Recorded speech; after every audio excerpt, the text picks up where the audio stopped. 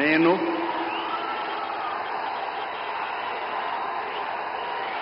నారా చంద్రబాబు నాయుడు అనే నేను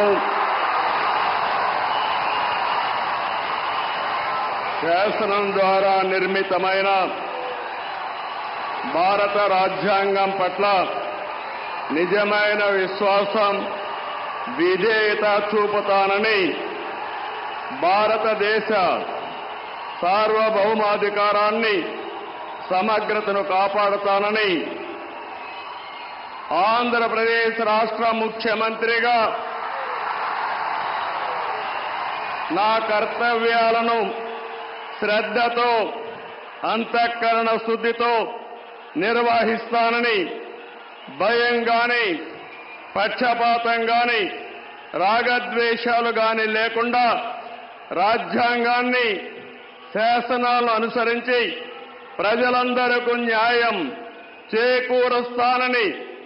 దైవ సాక్షిగా ప్రమాణం చేస్తున్నాను.